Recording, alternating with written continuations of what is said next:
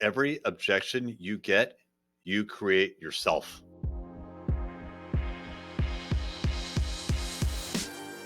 What's happening? It's Erik J. Olson. So we have these live interviews with other entrepreneurs that we broadcast on social media every once in a while. You can check it out by going to any of my social media accounts at I am Erik J. Olson. Well, I just got done interviewing Jodi Flynn, who runs an organization called Women Taking the Lead. You can go to womentakingthelead.com. She works with women who have gained a position in senior leadership and they are struggling and they need help, and she helps them. She's a coach, she's an author, she's a podcaster. And I was talking to her about lots of various things, but in particular, this clip that I'm about to play you it started off by us talking about micromanagers, but it went in a completely different place. And the place that it went to is that a lot of the problems that you find yourself having in life, and whether it's leadership or sales, you are the source of those problems. In sales, you are the source of the objections that you hear over and over and over again. Well, it turns out with micromanagers, it's the same way. There's a couple of things that go on. You can't grow, right? Because if you're relying on yourself to do all the work, your time is finite, your energy is finite, your resources are finite. So it inhibits growth. And also, yes, if you're that micromanager and you're on everybody and people learn and they adapt to that leadership style, so that when you go away, the structure isn't there anymore. The attention isn't there anymore. It's almost, people with good intentions who would be, good workers under normal circumstances, they're in a situation where it's the whole thing, like the boss is away, the mice will play.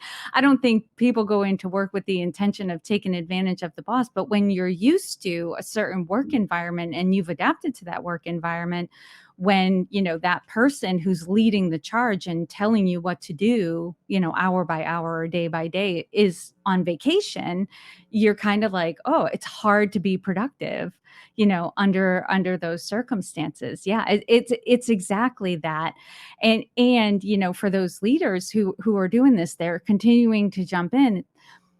If ultimately you're only looking to produce a certain amount of results or achieve certain goals, that's fine, but really, if you want to grow and expand and accomplish more, and you have the team that can do it, you have to change your mentality around, I'm the one who can do this and I can move this fast, right? It's quick, it's easy. I've done it a million times. I can do it and it'll get done.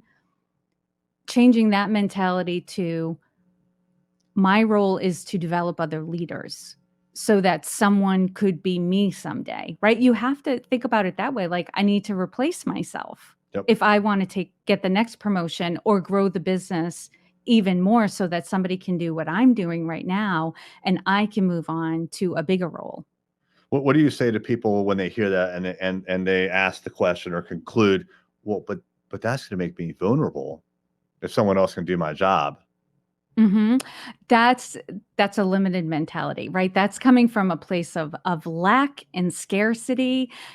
I was promoted 5 times within 6 years when I was in my corporate career. And I always came from the mentality of, I'm not going to get promoted until somebody can do the work that I do, right? You can't get promoted. And I've heard,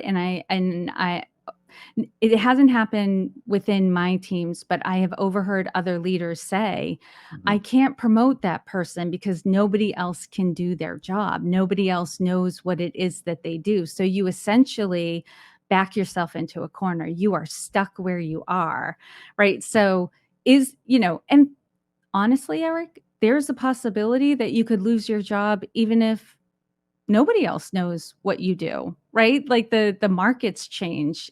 Businesses change, they get acquired, there are mergers. I eventually was outsourced in my corporate career. It happened to be right when I was starting my business, which was perfect, but my job was outsourced and I was a hard worker And I was really smart and I did a great job. It didn't make a difference because the company was now outsourcing all of that work to another company. Even if I had been the only person who could do it within my company, it didn't matter because somebody at a different company was going to learn it really quickly and Yep. they were going to be fine. Hey Yeah. there, it's Erik J. Olson. I wanted to let you know about my book, $1 Million Journey: How to Launch a 7-Figure Business. This is the story of what it took for me to go from freelancer with no clients, no employees, no revenue, to growing a $1 million business. It took me 8 years and I made a lot of mistakes. And all of those mistakes, and more importantly, lessons learned, are in this book. And we have chapter takeaways, 5 to 15 takeaways that you could apply right now to your business. Check it out on Amazon, $1 Million Journey by me, Erik J. Olson.